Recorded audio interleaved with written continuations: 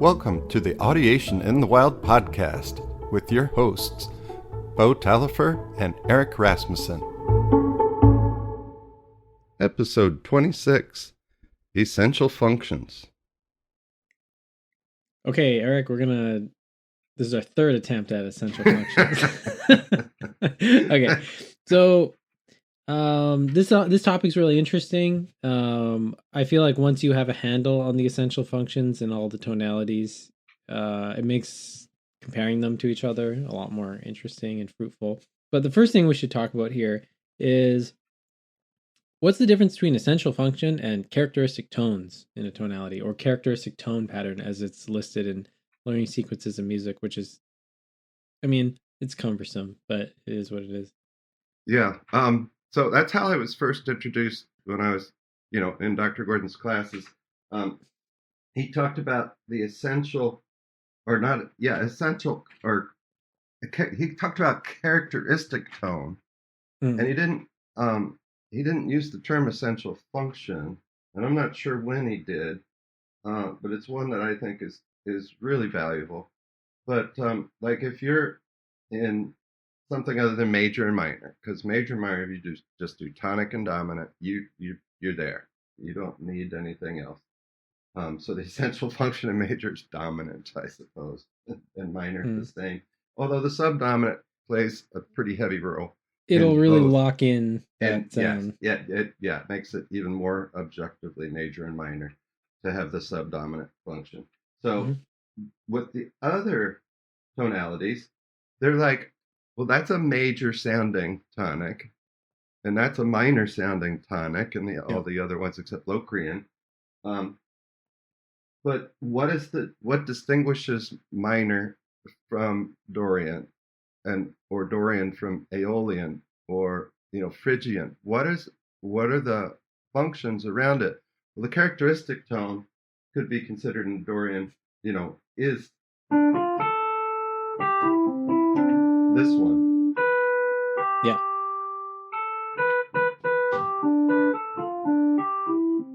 Yeah, for me, if I'm listening to, music and I know we're in a minor, like tonic chord.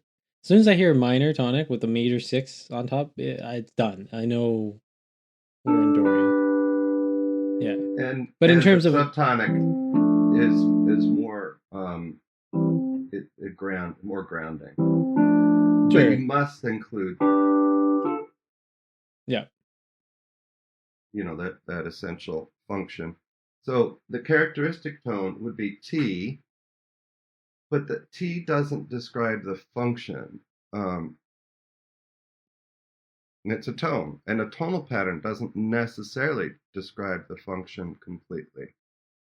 Because do, mi, do, and major could be considered part of a submediant chord. Yeah. You know what I mean? Yeah, I mean that's an interesting thing just about tonal patterns. Not to say you shouldn't have tonal patterns in your LSAs that only have 2 tones, but it's not optimal for what we're talking about here. Yeah. No, the essential functions become something that really strengthens the tonality beyond the tonal patterns. The tonal patterns, as always, we say. In my mind, 100%. Though, it's really important to know both these both the essential functions of a tonality and the characteristic tone, because the characteristic tone will be one of the essential functions. So, for example, in Dorian, it's the T, and so T is part of the subdominant chord in Dorian. Or to hammer this into a keyality, most people are comfortable with D Dorian, so that would be the B note in D. And that would be a G chord in D Dorian. So just to give you some, a major subdominant. Yeah. So for me, I mean, I don't want to get into the weeds. So what we want to do here is we want to just go through all the tonalities and quickly talk about the essential functions, and then after we do that, we're going to get into the weeds a little more and try to talk about some interesting stuff. Yeah. So the characteristic tone is valuable for like a melody. If you want to make sure that your melody sounds Dorian, that characteristic tone really needs to be in there. If it's not in there, then it, or what can be really cool, is you purposely don't put the characteristic tone in the melody, and you can be more shifting with your chords underneath it. And there's a lot of Beatles songs that do that actually. Yeah, yeah. But let's stay home ground here. In Dorian, this is the strongest cadence in Dorian, but without this, you don't know if you're in Aeolian. And I think we mentioned that before. And so I mean, this is another part that we'll get into is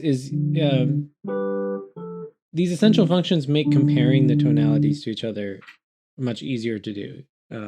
So major and minor, we're not really going to talk about, because all you need is dominant, and the subdominant it reinforces the sound of the tonality quite a bit. But really, all you need is tonic and dominant. So where do you want to go? You want to go to Mixolydian? Sure. Those are the best comparisons, I think. When I teach Dorian, I also teach Mixolydian right next to it. Major and minor, same. right, back and forth, black, white. And when I get to Mixolydian, Dorian, it's like red, blue. We've got that, contrast that's really obvious. And what's cool about it is that they share the subtonic and the subdominant, but the tonic is either.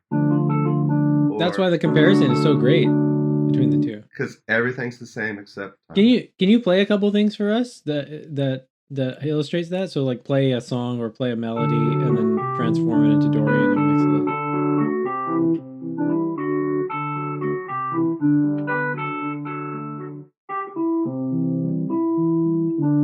That's my Silly Willy song. And then see if I can do it in Dorian.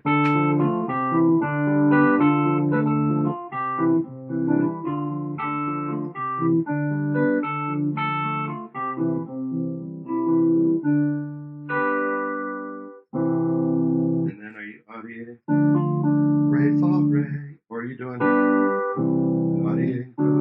So, ti, re, ti, so, fa, so. Or re, fa, la, ti, so, re, do, mi, so, fa, re. So, ti, re, mi, do, so, fa, la, do, ti, so. So those are the essential functions of both Dorian and Mixolydian. I think that's why they make great partners when you're teaching those two tonalities. I'm really gonna restrain myself here. I agree with you. Let's go to the next one. We're gonna a lot I want to say, but let's go. So the next probably Phrygian and Lydian. Okay.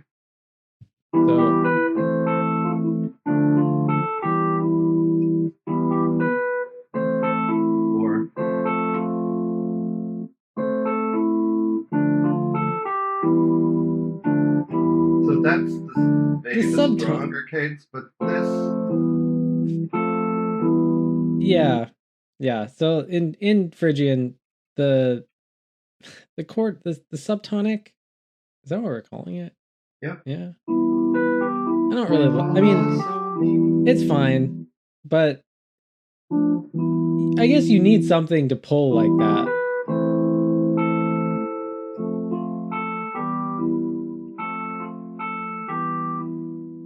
See, this is where this conversation. Can you play the flat 2 chord in Phrygian a couple times? Yeah.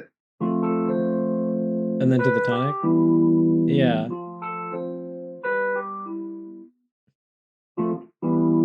I mean, it's funny, we use the word essential function. I think in Phrygian the flat 2 or the chord off 2 being more important, but as an essential function, it's got to be in there. But it's alluded to when you also play the subtonic. Subtonic. Yeah.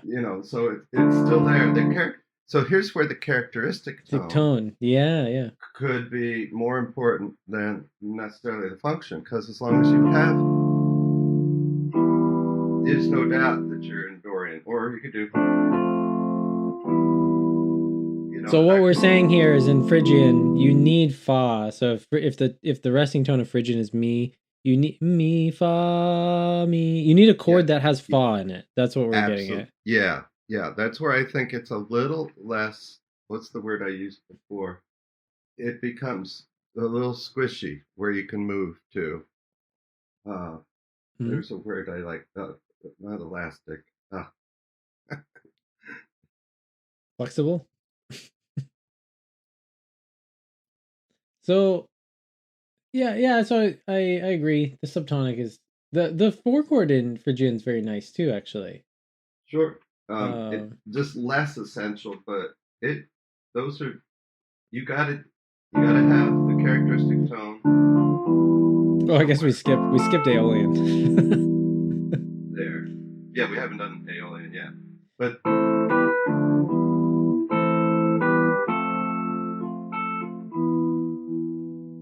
Actually, can we do Aeolian before we do Lydian? Because so Aeolian compares very nicely to Phrygian. Like, for example, they both have the same four chord.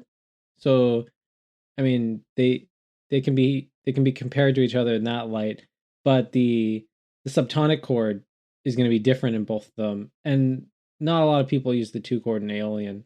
I mean, yeah, jazz musicians do, but they're not really playing in Aeolian, but yeah. usually. In Aeolian, here it is, with just subtonic, but again, it's incomplete without the four chord, Hmm. and now you need a minor four chord. Hmm. That's Phrygian.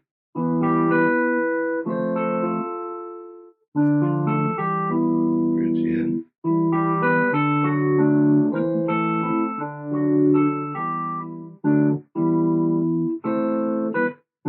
Yeah, And Aeolian. and so I mean, this might just be a stylistic thing, but so in Aeolian we're talking 1, 4, 7. Those functions are the subdominant, the subtonic, and the tonic. I do think the sixth chord in Aeolian is really important to include in this, because you could actually you could totally objectively establish Aeolian without the four chord. You could do it with the sixth chord instead, and a lot of modern stuff does that. A lot of songs have this. You know, we're gonna give credit to Ron here for this floating Aeolian sound, Yeah, yeah. right? So that sixth chord is really kind of popular in Aeolian.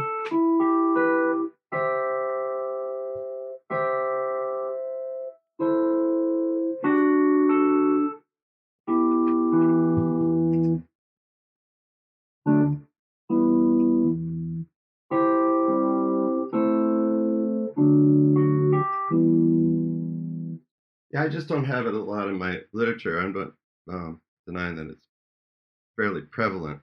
It's I really just know the songs that I teach Yeah, this is really, one thing really well. I've used Annie Mullen's tonal patterns just because he has them available on YouTube. It's very useful for sending to students if you don't have your Hmm. own tonal patterns. But I noticed he included the sixth chord in Aeolian in his tonal patterns, and I like that because it's just so popular that I've often taught it quite early to people, especially when people are requesting songs that have Aeolian and it's in their listening vocabulary. So Phrygian and Aeolian compare really nicely to each other. Aeolian and Dorian compare really nicely to each other as well, because it's really just one thing that's different between them. Yeah, there's and then Aeolian and minor. You know, Sure. I like to keep Aeolian later on in the sequence of the tonalities I teach: major and minor, Dorian, Mixolydian, Phrygian, Lydian, because they're just so wildly different. Oh, you do it like that. You save Aeolian. I save Aeolian because Aeolian can be confused with minor and Dorian more easily. Hmm. Less so with minor because of the powerful dominant sound in minor. But It's funny. I remember learning to audiate Aeolian like really early. My brother played this Aeolian song on the piano like so much, and I just learned it by rote by copying him, and that was just kind of burned into my mind when I was like 8 or 9. something like that. Yeah. Once you have a repertoire of listening and performing, vocabulary songs and all that, um, I I I just think that you start to compare all tonalities to all the other tonalities, but Sure. initially there's partners that work really well. But there's, I like comparing, Lydian to major. Obviously, that's a great comparison. Less so Yeah. Lydian to Mixolydian. Lydian and Mixolydian, you can compare them. I actually draw the functions up on the board for kids that I've had for a couple years. Might even be their first notation, ever. They're Yep. saying capital ones and small ones. Well, those are major sounding tonics, and these are minor sounding tonics. So using obviously the Roman numerals system. And the kids, once they're auditing the functions, it's perfect verbal association, or perfect verbal association. It's perfect, symbolic representation for them because they already can audiate functions. I'm actually so just to detour a little bit before we cover the last two. Well, the last two with air quotes. But I'm a huge fan of teaching symbolic notation of functions first because a lot of kids might not actually go into like a band program or like start sight reading or trying to read classical sheet music basically, but even if they do, they're going to be served really well with knowing the symbolic association for functions, basically Roman numerals. But if they get into pop music or jazz, that's also really really useful. So I prefer I actually like that better than starting with kind of the more standard symbolic association of tonal patterns and stuff like that, because if kids just want to play some songs on the guitar with their friends and they just want to be, or even if they just want to like play jazz and just improvise, they're served better by knowing the harmonic symbolic association. I think so. Absolutely, I think it does, but it depends on what you're teaching. If you're teaching, Yeah.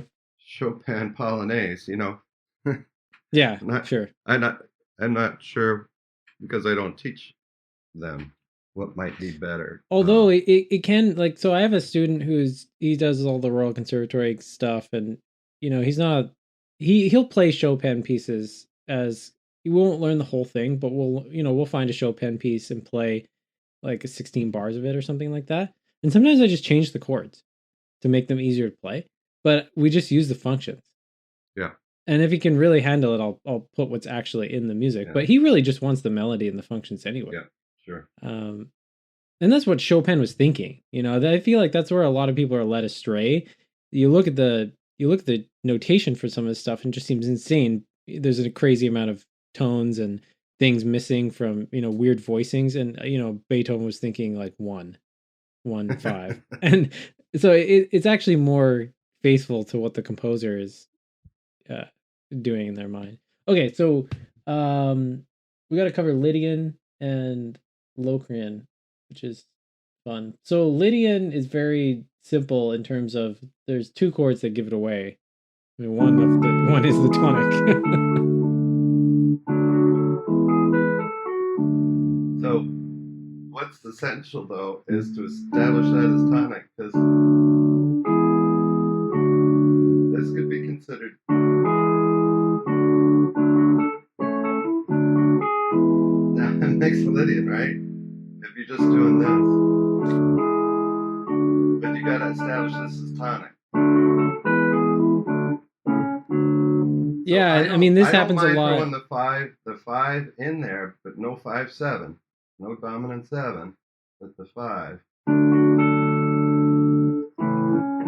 That's major, so you gotta have the supertonic. And So we once you need have we a need the song tonic. that ends there, so Yeah. the functions on its own don't do it like major and minor. The functions on the end need to make sure the melody with it. It really establishes the tonic Yeah, there.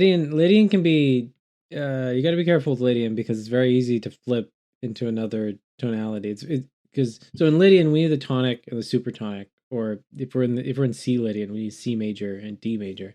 But the problem here is, depending on a lot of people mislabel Lydian, and we'll get into this more, but a lot of people will say a song is Lydian that is not. I have so many examples of this. It's crazy. There's more times people tell me they're playing a Lydian song they're not than they are. But yeah, that just happens that the first chord is a 4 chord, because I do a hello song that does 4.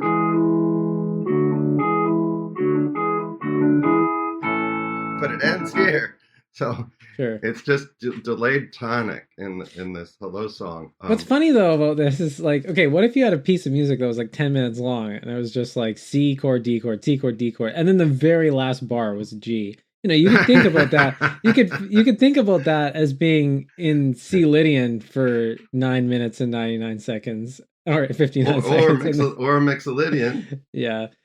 One I often hear, and I think I found the song I've been trying to reference forever. The Fleetwood Mac song. I think is it Dreams? Is that the song?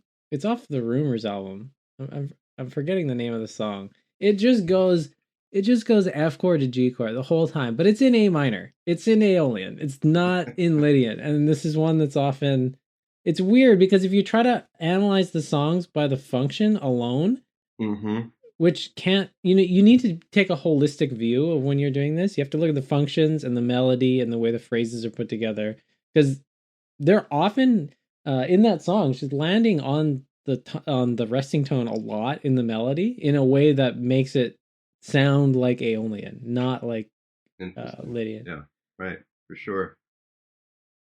So that has to be taken. So essential tones or characteristic tones maybe more so important in the melody, and in some songs where they don't necessarily have the essential functions going. And I just think there are some tonalities that are way more grounded, way more objective than others. Others, there's a couple songs, if I just, you had no idea.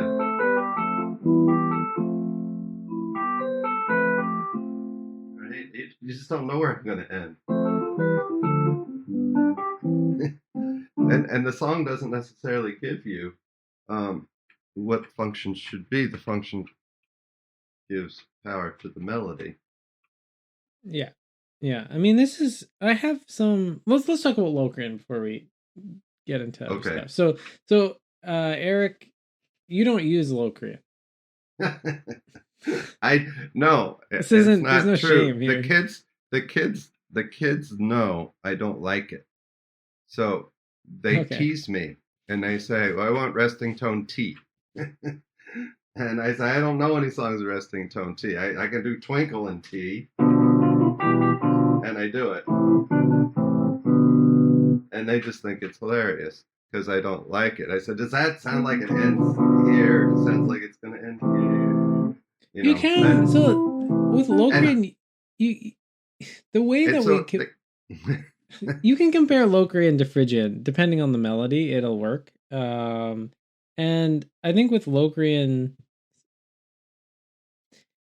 there are songs in Locrian. It's not super common. It's very uncommon that you find people that can audiate Locrian well. Other than just like basic stuff. I remember there's this really interesting guitar video on tonalities. Frank Gambale, who's an insane guitar player. He's also a crazy piano player, but he was Chick Corea's guitar player when Chick Corea, did the electric thing. Yeah. So Frank Gambale is amazing, and he has this video. It's called like Modes No More Mystery. So he's calling tonalities modes, but he shows you how to make modal chord progressions, which is often what's left out of these conversations. But man, you listen to Frank Gambale improvise over Locrian, it sounds good. It sounds really good. And it's just because he knows how to handle the tones properly. And this is one thing we were talking about with Locrian, but you were telling me you don't often hear good, like air quote, good Locrian songs. I just don't have them in my listening vocabulary. Really. Yeah. But for me, the characteristic tones in Locrian it's the flat 2, and depending on how you want to think of it, but the flat 5. Those are important. So this is what makes it different than So if I'm going ba na na na na ba na na na na, for me, I don't know if I'm in Phrygian or Locrian yet. Ba Yeah. na na na na wah. That would be Locrian. That gives it away. So when we're talking about functions in Locrian, though, this is something I don't really agree with what's in learning sequences, but I'm not super against what's in it. I just don't really hear what's in there in terms of. I think the chord off fa is far more important. I think it's super important. Um,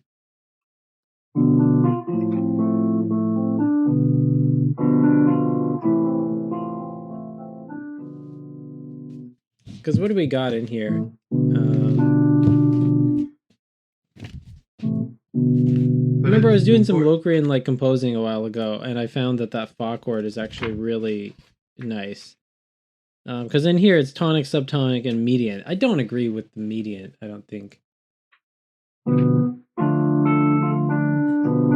So if we're in B Locrian, talking about a D minor chord, that doesn't make any sense to me as being an essential function. I think that's incorrect. I don't like it necessarily. But again, I'm limited experience here. I think so. I do audiate in Locrian, but it's usually Sure. not in the context of.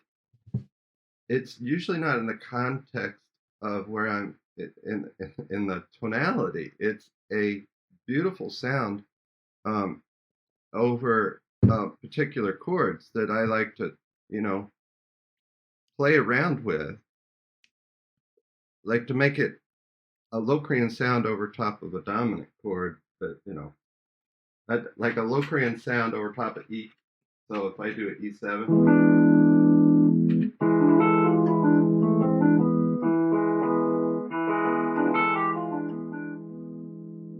Yeah. it's just it's kind of cool.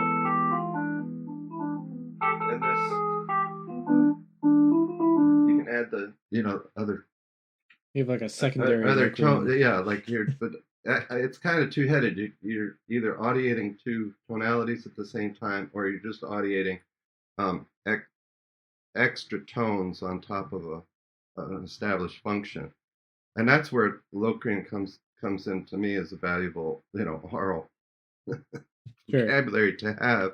I just never quite get Locrian is enough very useful to established. compare to Phrygian.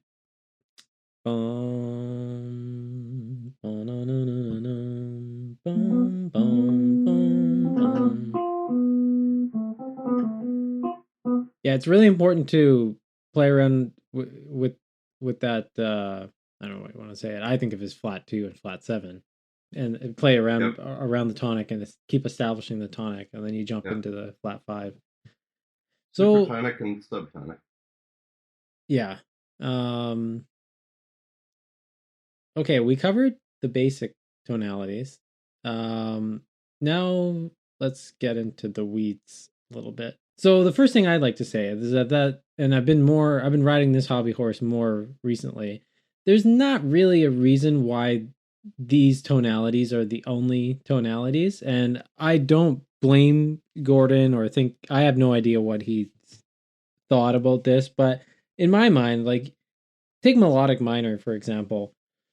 A lot of people think of melodic minor as this melodic device that you use when you're playing over, say we're in A minor and we're playing it over, say we're in A minor and we're playing it over an E7 chord. We might add an F sharp to the scale. We might go E, F sharp, G sharp, A, just to make the melody have more, I don't know, tasteful intervals in it. That's an odd way to say it, but for me, melodic minor can also be a tonality, and then a lot of jazz musicians treat it like this. So I don't really think, and melodic minor has modes of its own. So I mean, there's things like Lydian dominant or mixed Lydian flat 6 or Lydian augmented. That's a Lydian. And so what's interesting is that these modes actually compare, or these tonalities compare to our kind of air quote vanilla tonalities, and that's where I see people going with this. And so a great example is once someone can audiate Mixolydian, you can if the melody is appropriate, you can change the song to a Mixolydian flat 6, and some interesting things start coming out of that. Or if you take a there's countless examples. If you take a Lydian song, you can change it to a Lydian dominant by adding a flat 7 in there. So there are other tonalities, and some of these are more common in like film music, just because of how odd they are. That's where a lot of these show up. So I thought I'd just mention that, because Eric, you've often asked me, do these kind of tonalities have functions? And I think the reason I would say yes is, if we're going to say Lydian as a tonality, and we're going to defend it as the Pluto of tonalities, it basically has two functions that sound good. These other odd, like melodic minor tonalities, they have functions too that are fine. They had tonics and subtonics, and usually a third function that has some flavor in it. So I'm more on board with that. But yeah, Lydian is more wishy-washy, as is, and Phrygian and Locrian also slippery, right? They can lose Phrygian where has they a are. lot of functions that sound good. Yeah, absolutely. But they're, major minor, basically not slippery at all. No, major is so strong that you can add all this extra stuff to it, like secondary chords and it's not going to throw you off where the resting tone is, which is, I think, why major is the most popular tonality, because of that. It has it's most flexible harmonically. Yeah, and minor also very strong, but often minor includes the subtonic. Mm-hmm. In addition, so even when you are in minor, and I get crazy when people say that's with the four chord, when you hear at the end or somewhere in there, if there's ever a dominant, ever, that's minor to me, even though it has the subtonic. So just because it's the presence of a subtonic doesn't mean that now you're in that you're in Aeolian or or Dorian. So that presence of a subtonic doesn't mean you're not in minor.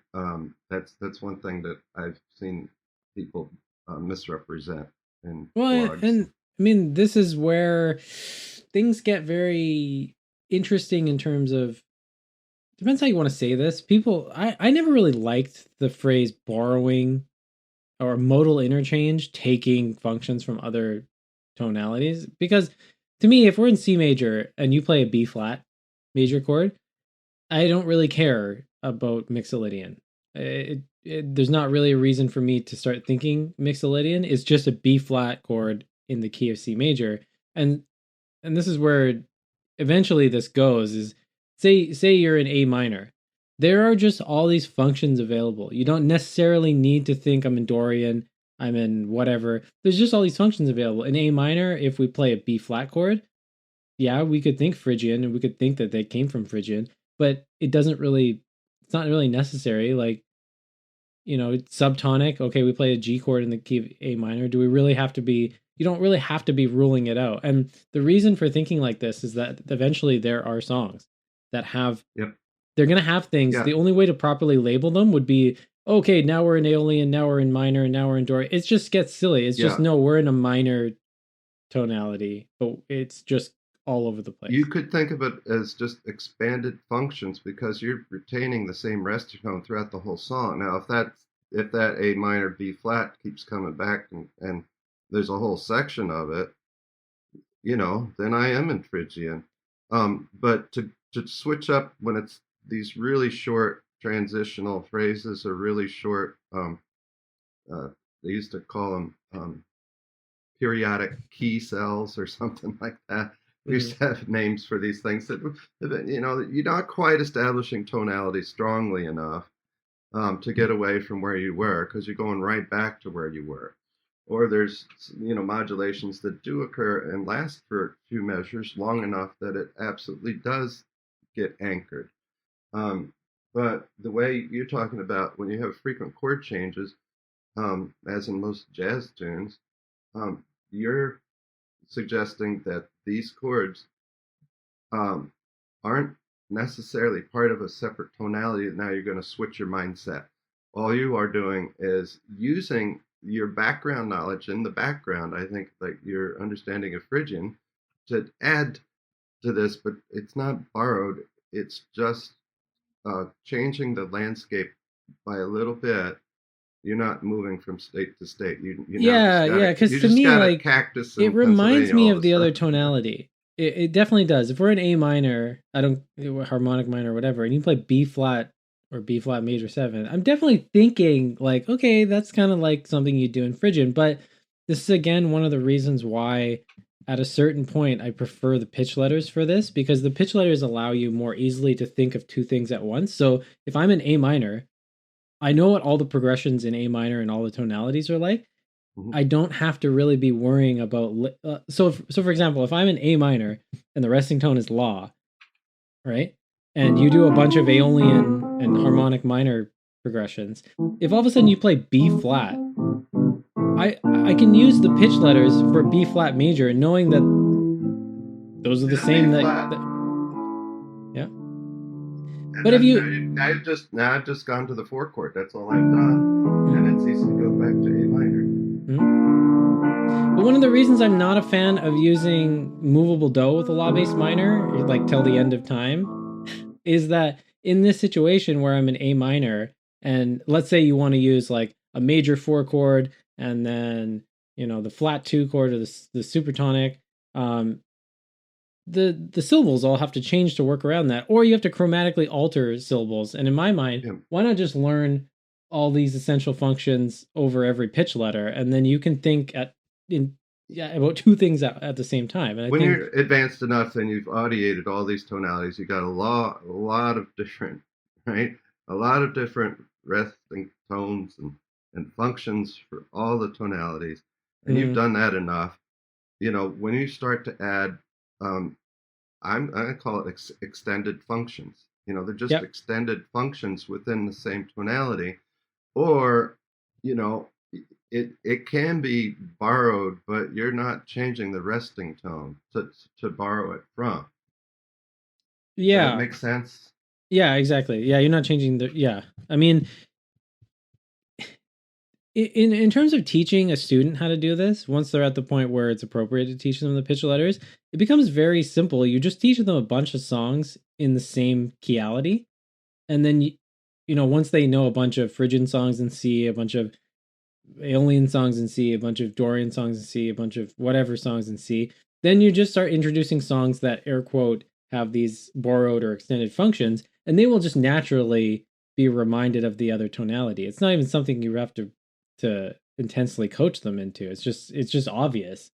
Yeah, yeah. Well, there are superfluous functions, or right, Mm. they're added on, expanded functions, um, that those functions have much more meaning if you've really got yourself solidly grounded in all the tonalities first, and with all the Yeah. essential functions, you got to be grounded in the essential functions and characteristic tones and a lot of, repertoire. So you know And what's then, funny, and Erica? then they One thing I start to wanted to layer, I'm sorry, they just start to layer on top of each other in your own exactly. audiation. You can just Yeah. switch instantaneously.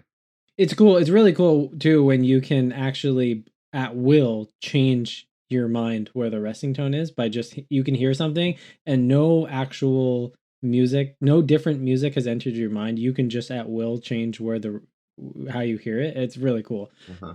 Um, so one other thing I want to talk about this is how people come to MLT in terms of the tonalities and learning functions. Because like the way that Gordon talks about the tonalities with all these tonal patterns and functions is pure gold. Like when I was younger, I had a lot of exposure to different tonalities because I listened to like video game music, and some guitar composers I listened to were like really heavy on playing in multiple tonalities. So, I was going down the right track. I was getting these sounds in my ears. But it wasn't until I found people that were talking about the harmony side of it, because some people, it's one thing to just to play a lot of, um, have a lot of listening vocabulary in the tonalities, but once you actually start to sing the tonal patterns and play the chords on your instrument, you're in a whole nother situation. But what was interesting for me is that when I found Gordon, I already had a handle on all this. I could already audiate all the tonalities. I didn't use movable do because no one was showing it to me, but I had already done all the pitch letters with all this. I could sing all this. But was that your experience when you found Gordon? Could you audiate all the tonalities, or did you learn to Oh do it no. through him? Oh no. Oh no. I couldn't even sing minor in tune. Okay. Seriously. Seriously. Yeah. I was like, this is why this is why I'm suffering so. It's because nobody like I could decipher notation and then turn it into something meaningful after I played it a few enough times to understand it. So I did understand like whatever tonality I was in. I just don't think I had much repertoire at all that was other than, you know, either notes on a page or major minor, which most of it was. So Sure. I I could turn it in and get close and guess and then add my expression to it. And that's what made it valuable to me to play my horn. But ask me to sing, a supertonic chord in major. No, I can't. I couldn't do it. Yeah. Yeah. Fair I enough. was really that bad a musician. 40 years ago.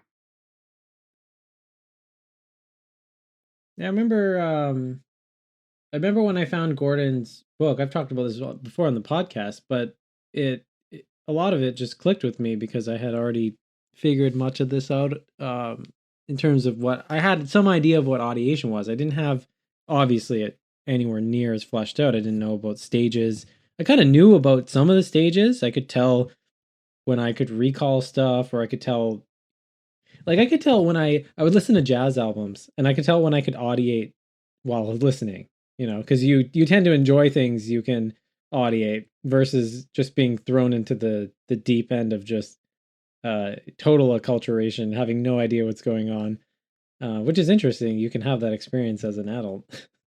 Yeah, no, it's only through my teaching of the children and teaching the tonal patterns and playing recordings of the tonal patterns and learning them myself in classroom that I start to really develop my intonation better.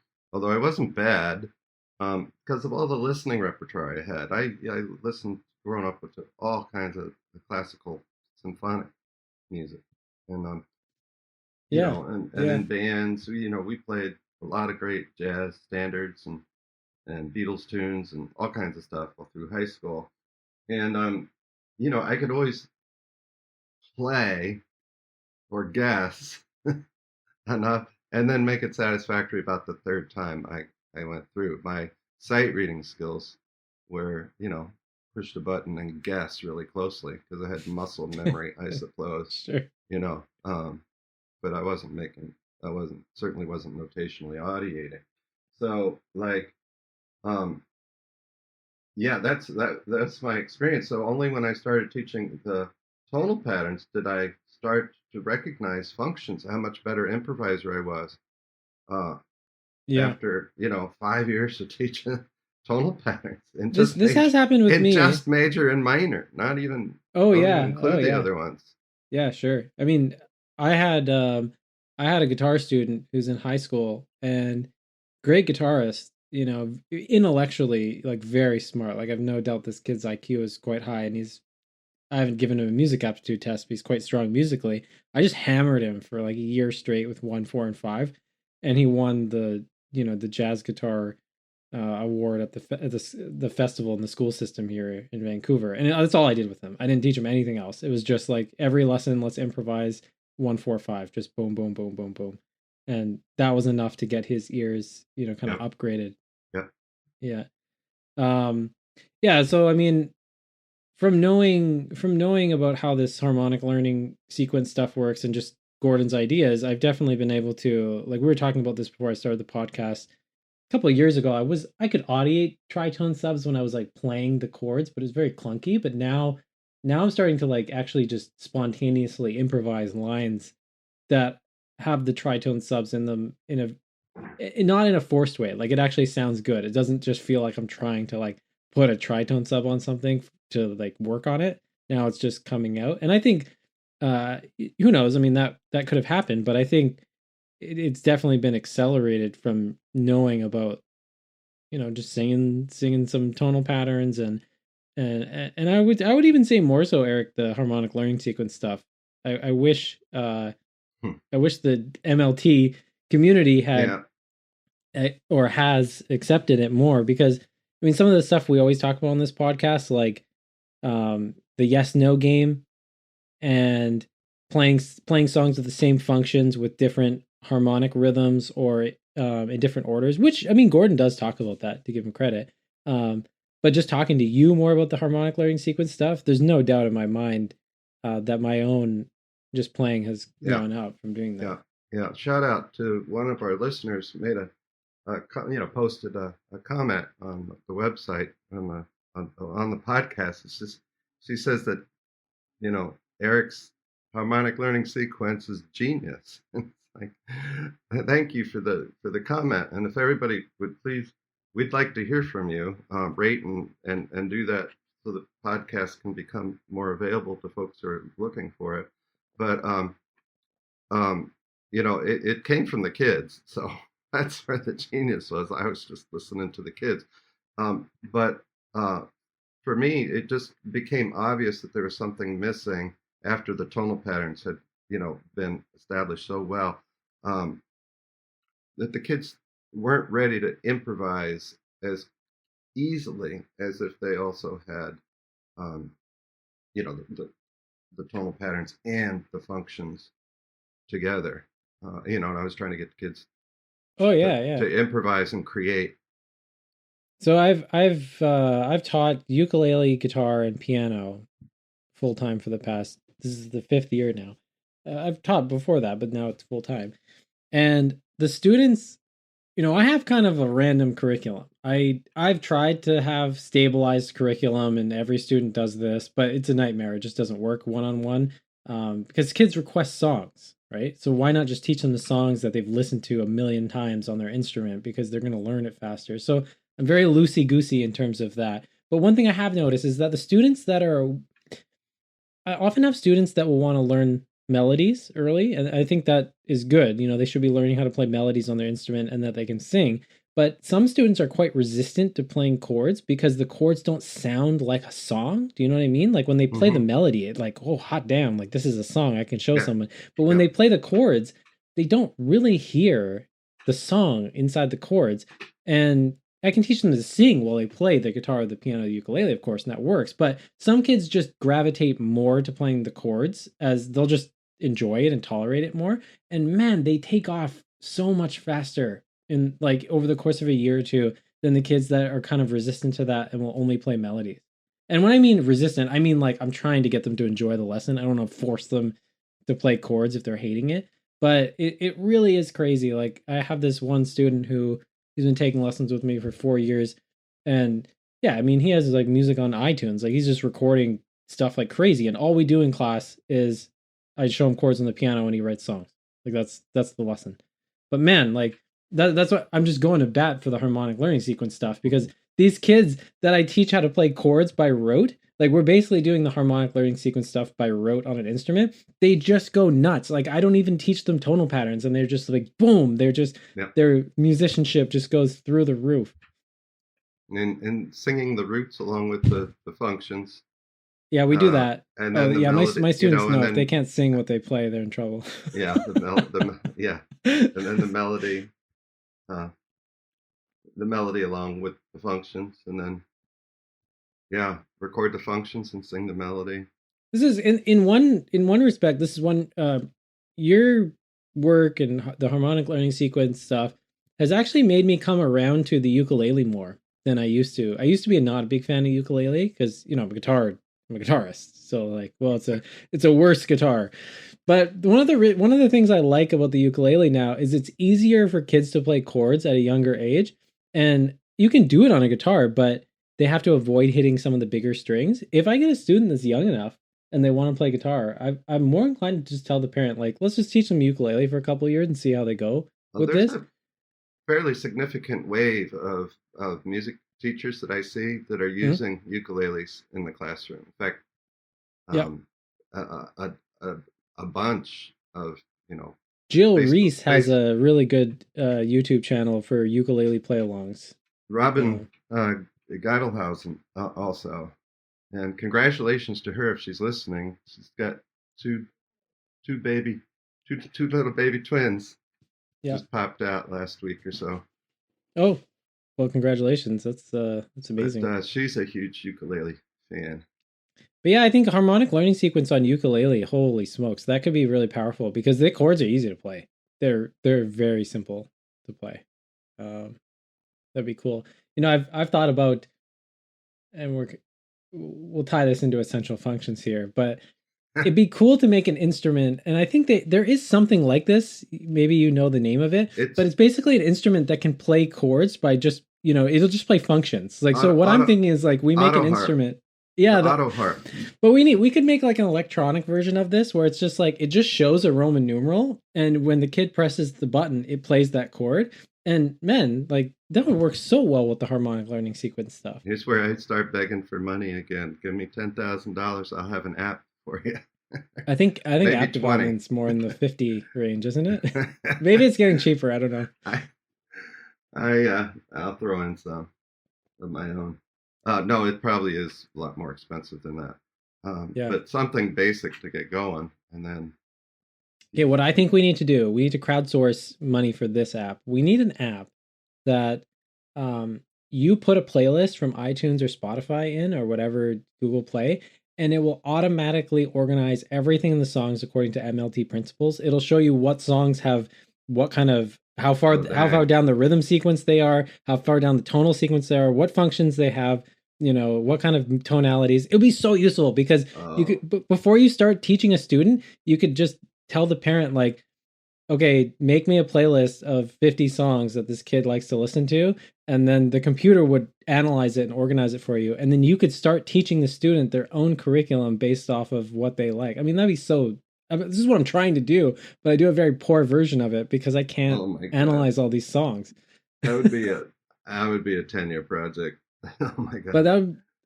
But I think we have the capability to do this because I know Google has the ability to recognize a song by you can sing a song into Google without lyrics, and it can find it. And there's a website that you pop a YouTube video in, and it supposedly churns out the chords. I know the technology is there, but it's not right. Yeah. Even the people that transcribe songs and put the chord up, guitar.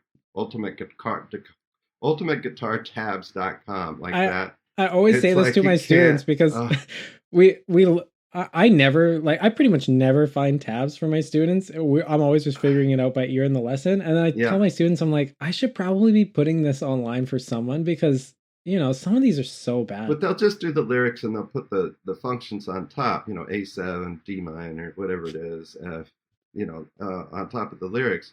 But then they also have the tablature. But those there's a lot of guitar sites and piano sites that play these sounds for this chord, and these are the chords that go with this song. And then there's plug in a YouTube video and it supposedly does all your dictation work for you in terms of harmonically, but they're just not accurate enough yet. Yeah. It's from what I've seen now. That's been my experience. Or sometimes they just give you weird stuff. Like the bass player might be playing a note that is supposed to be a pedal, and it actually renames all the other chords something incorrect because the bass player is playing a B flat, and there's some weird stuff going on top of it that has nothing to do with that. But So I think these essential functions are useful for especially MLT teachers to just get into your ears really fast. And I'm certain if you're new to this as a teacher and you're trying to get all these tonalities in your ear, I would recommend just learning. Yeah, you want to do the tonal patterns and all that stuff, but I'd recommend just getting the sounds of these functions by rote in your mind, as soon as functions possible. Give rise to tonal patterns, not the other way around. I'll keep saying it. I keep saying it. And so Eric said something there that I want to go to bat for, because when we're teaching people how to do things, the whole reason we're not teaching pitch letters from ground zero is that it's too atomic. It doesn't have it doesn't have anything to do with the musical context. You need to start with the biggest context first. So the biggest context is play a song that has the proper meter, melody, functions, and tonality. But I do think there's, in the tonality context or hierarchy, the biggest context in tonality is the tonality, and then comes the functions, and then comes the individual tonal patterns and melodic patterns and individual tones. It goes down from there. And I think where you want to start with people is you do a lot of songs, a lot of listening repertoire that will establish the tonality, and the harmonic functions need to be taught earlier than individual tonal patterns or I mean, obviously kids are going to learn how to sing songs all the time, but in terms of trying to, if you go too atomic individual tones, it doesn't help the reinforcement of the higher up level. Yeah, you're losing context when you're losing context. Pitch letters lose context unless you're an expert in the contexts already. Yeah, which is probably why I did fine. It's something about good enough aptitude. Plus, I listened to tons of music. I had enough of that going. Yeah. So tonic, subtonic, subdominant, and a bunch of keyalities or a bunch of tonalities, and then the other weird ones, Phrygian and Lydian. Get them down, play songs. The best thing it did for me to audiate tonalities when I was first was compose. I just forced myself to compose, and I found things that didn't work and things that did work before I really understood well, because I just learned characteristic tones, So it's like, but I could compose really quickly another, 20 tunes for children, and half of them will be okay, a couple of them will be trash, but a couple of three of them will be hits, and it's like I can compose at the drop of a hat. Just give me an idea, and I'm off and running. One thing that's really useful for that is, so we've talked about this on the podcast before. If you have a major song, you can turn it into a minor song and play that with kids. But also, if you want to write a minor song, you can take a major song and steal the way the chords are laid out rhythmically. Yep. So, you could take On Top of Spaghetti, and instead of trying to make minor On Top of Spaghetti, you just make another song that has the same chord progression in terms of functions and just change the melody. Not every melody works well with every tonality. There's some definite issues there. Like if you want to do Hit the Road Jack, you do it in major, I don't know what you do. No, we could do it in major. No. But it's like we could do that in major. It's just kind of like, You'd go do, ti, la, so, but over the T you put a 5 chord. That would work, right?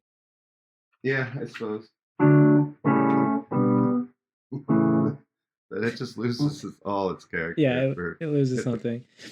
Yeah, I mean, that's why we put Dorian and Mixolydian together as a group, because you can change, if a song's in Dorian, it's basically going to work in Mixolydian. There's no issue you're going to have with that. No, starts getting a little less certain. Lydian songs are fussy sometimes. They're, like I said, they're a little more squishy. They can fall off. They're slippery, more slippery to get away from Phrygian and Lydian than it is. It's funny. Lydian dominant seems like, because it has the subtonic, it even just that tone, the flat set. Yeah.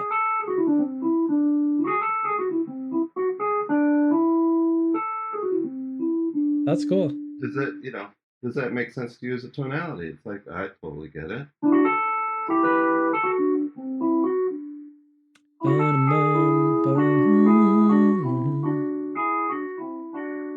Yeah, that one. I think you're getting a little more subjective there, because that could sound, whole tonish. But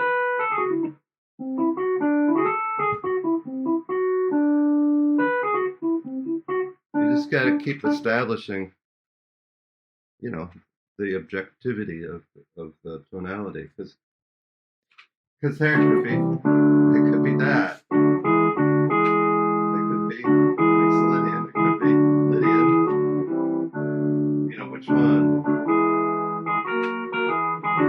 Now you're really totally into, you know, places that are subjective. Yeah. I But mean, another one we didn't talk about is like the whole half diminished scales or the yeah, octatonic I don't scales. know that they're necessarily. You know, what about the magic hexachord? Uh-huh. Bartok is, you know, he's got some interesting things. You know, and then you get into Ludoslavsky and Yeah. Stravinsky, and it's like, you Yeah. know, multi-tonal, multi-keel, multi everything.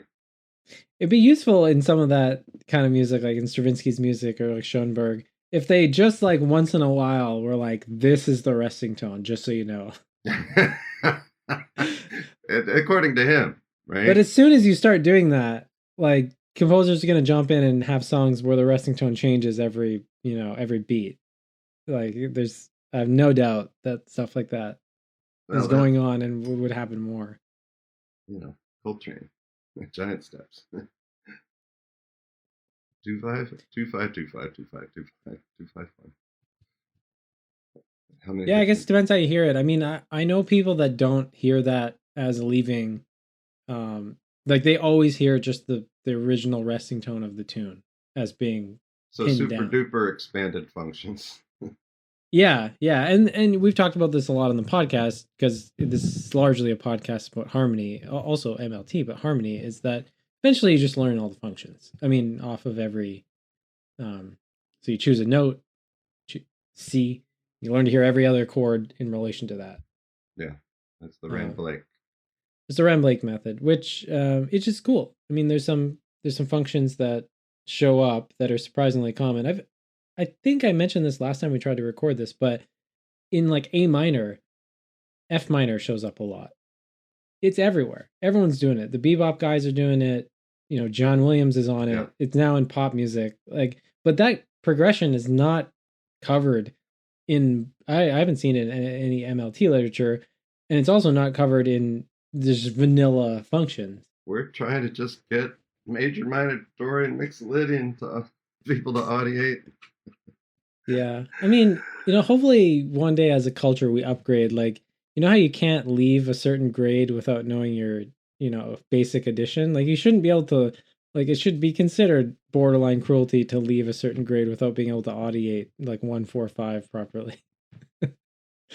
Like my pre-K kids, one four Yeah. five five a five, Yeah.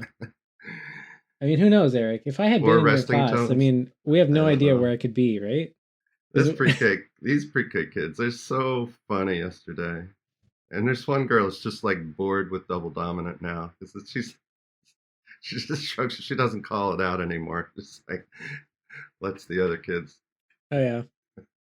How She got, just as an update, how's the teaching the tritone subs to the little ones going? you know, there's nothing to do. Like they're just It's just like playing Marietta Little Lamb, except you just add the tritone substitution, or play another song that has tritone substitution. They like it. Oh, that's the weird one. That's it. It's in their listening vocabulary, and they sing it. so So now we there's need so nothing to now we do. gotta go So into like five like tritone sub for 5 of 4 yeah, with all them. right, all right. I mean, Right. So it's as simple as playing, you know, Twinkle Twinkle the right way. You just play with. so they can do tritone sub of 5 in major and minor now? No, Okay, not minor? no, it just no. I haven't done it in minor. Yeah. I'm experimenting with doing London Bridge. You know, I love London Bridge. Yeah, You it's know, really nice. and they just and it's fine. And they have no issue with it. It's just okay. It's just another color. Yeah. Yeah, we gotta find a song where it'd work well over the going to the 4 chord. I think that's the Yeah. next one. Right. It's just cool. Well, it's just a matter, how much listening vocabulary you want to get in at what level. And I, if I wanted to start a jazz class at 3 and 4 year olds and do I nothing think we should but start get a them class. to. You need like a university class, like freshmen just getting their ears Oh started yeah, up, oh yeah. No, they're all screwed up. They right? don't. Yeah. Because what I've experienced, a lot of the jazz schools. I'm in Vancouver, so Capilano University has a great jazz program. You meet some good audiators, but most of them are, you know, about to graduate. But once in a while, you meet someone who's just, it's not the program that's helping them audiate well. They're just a monster. Hmm. And then the musical culture is just making them better at audiating because they're just hanging out with musicians all day. But yeah, a lot of the music programs that I've seen, um, jazz wise, are not delivering the goods with this kind of stuff. Yeah. Well, ear training is, you know, ear training 101. Learn your functions. Yeah. I know what, like, one thing that I do is to work on this stuff is I just do a lot of singing outside of playing my instrument, not in terms of trying to make the quality of my singing voice good, but I try to have something new that I'm trying to get into my ears consistently. And that adds up over time. And I think that's one thing a lot of music teachers, they just stop working on their own audiation or their own Yeah. skills and Well, music learning theory forces you to do that, to teach that way if you're not already there. Um, it's every time I'm singing or moving my body, boy, I'm putting myself on stage at a gig and trying to just nail everything. You're really concentrating, um, and hopefully the musicianship is there so much in the background and automatic that you can really just pay attention to what the kids are showing you, and then have your attention on singing voice in tune, being expressive, using more space, using more weight, whatever it is that you're trying to engage them in, but just make a party out of it and really Mhm. have fun. And then after we're really active, they love to lay down. They love to just get quiet because I do cock-a-doodle-doo and then boom, boom, chicka, boom, boom, chicka on my keyboard, and they get up and then they, jump to the beat. And so it's like, what's wrong with that? Um, it's just fun. Yep. Just fun, and it improves your musicianship along the way. So I'm Yeah, there's no surprised, doubt trying to teach someone something puts you on the spot in a way that'll make you learn it better. Yep, yep, Yeah, and it really having the does. kids teach each other when they're ready to do that is the best ever. Yeah, I was telling you about this, but this student that I have who we do this kind of partial synthesis-y thing where it's like the yes no game, but I try to get them to do it with me too because we're playing Yep, instruments, right? yeah. And the funniest thing that happened was this girl who's I think she's turning 10 and she's been with me since she was like 7. So I've had her for like 3 or 4 years now. But she started just doing this with her sister. So as just a game, I was like trying to get her to quiz me on hearing 145, and then she started quizzing her little sister on it. So now her little Hmm. sister can identify a bunch of functions by ear, and she is hilarious. I don't even teach this kid, and she takes drum lessons with another teacher, but Yep, she has some of this harmonic learning stuff going. That's a really fun thing you can do if you have students, especially if they have siblings. If you teach them this, that yeah, they will start teaching their siblings. It's yep. great. You've mentioned that before, but maybe So it was fun. in our first two tries. I think it was. I But think it that was. we've done a fair job of covering this. There's a lot more to talk about with regard to other functions and which ones are the best to stretch the sense of tonality, but still keep it grounded. But part of that, you just learn to audiate the resting tone throughout. If there is no real strong, modulation. Yep.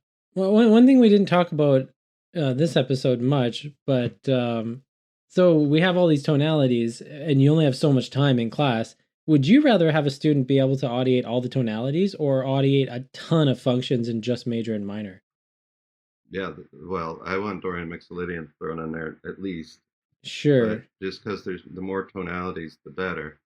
um, to compare each other's to. So at least four tonalities. But yeah, all the functions. The expanded functions are tough to come by in those other tonalities, but major and minor, boy, they sure can handle a lot.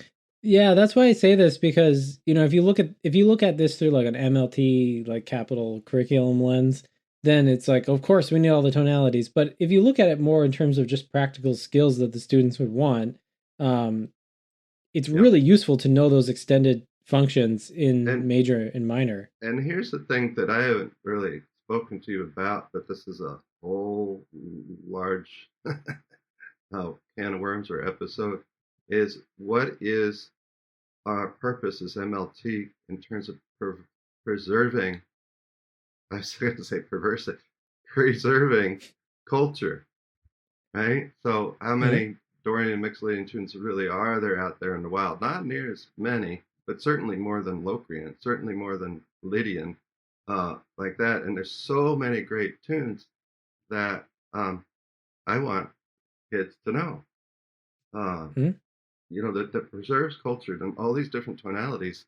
If you're doing that, and all the repertoire is, you know, these the typical Gordon repertoire, we're not necessarily preserving culture near as well, um, and hence, it depends what you're practicing for, or playing for. Like playing to, to audiate tonalities, you're playing to play tunes on a bandstand, and not Yeah, that the one doesn't help the other, yeah, but but that's a whole issue. Like what, you know, and I don't want to go so far as like John Feyerabend, and he doesn't believe in Lydian. He just doesn't think it exists.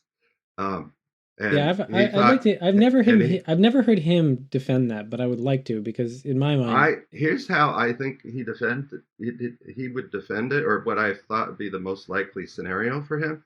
When you're Mhm. teaching tonal patterns and you're learning Lydian, that that two chord is a double dominant when it's a tonal pattern, but when it's inside of a context of a chord progression inside of a tune, it's so much easier to audiate Lydian. Yeah, I mean that two chord, I can hear it. This is what I was talking about before earlier on the podcast. You can hear it either way. Like for me, I can hear that as a 5 or Yeah, but as once you Lydian. hear it as 5/5, then you're in major. Sure, yeah, but I can. It doesn't matter. Like I can hear it as both, Yeah, right? Like, yeah. yeah. I mean, if so, does he not think Locrian is tonality? If Oh no, oh yeah, no. yeah. So I'd be very far. Like I think I think basically anything you want to be could be. I mean, it seems like I Yeah, don't really. it depends how subjective you want to get. You know, you and I Mm, just disagree on what kind of tonality it is or where the resting tone is, but you can have your resting tone with anything you want. you It I just want to just you might not mentioned be as something really objective. interesting about the difference between learning how to audiate tonalities versus playing music on the bandstand, that the culture that you want to bring into the future of the culture. Um, it might be different for you than me, just because we teach in different contexts. Like you teach in a group normally, and I'm usually one on one. But I've noticed that students are vastly different in how receptive they are to things. Right? Like some students that I have, they're very fine with me just doing whatever I want. It's like, now we're doing this song, now we're doing this, now we're doing. But other students, like basically, the lesson would be pulling teeth if I don't take song requests and just play the songs like mostly that they want to do. And I try to get other stuff in there. And at the very least, I try to, like, if they show me a Mixolydian song, I'll play it the wrong way. I'll play it in the Dorian. I'll try to use everything I can to squeeze more value of that. But um, yeah, that's a big part of it for me too. Is I try to teach them songs that are in the culture. But I mean, if they don't, if they're Yep, resisting it in the lesson, I'm not gonna just yep, hammer yep. hammer through. Yeah, it really just depends on your purpose, and I think there's reason to really help preserve the culture. Of the where are the blues tunes, and I don't know Yeah. if. Yeah. Why, why is that not? Because that's a huge. The reason I like the cultural argument too, rather than the kind of like squeaky clean MLT curriculum, is often the songs. Well, MLT is not a curriculum. I mean a squeaky clean Yeah, MLT curriculum, yeah, not yeah, the. Yeah, yeah, I'm very aware of that. yeah. But Sure. I think there are some things that play into memory. Like it's great if you have a really solid curriculum and the students are getting a lot of listening vocabulary. You're obviously gonna have no problems if the kids are young enough. But by the time some kids come to you and they're 7 or 8, they might have listening vocabulary of like other songs, folk songs, other pop songs, and it's hard for me to not take advantage of that and Sure. teach because Sure. if their songs already in their vocabulary and you can just teach them what functions are through those, I mean that makes a lot of sense. Yeah. Yeah. Well, I think we what do you think? We hammer this? Yeah. Hopefully it makes sense out there. If again you have questions, let us know. teachmusictokids@gmail.com, or um, just write us a what you think of the show at on our podcast page, and be looking forward to, I got some vacation time coming up, but we're going to continue our schedule. We've got some of these episodes in the hole, so they're ready to go. Great. Okay, well thanks for joining us. Thank you guys. All right.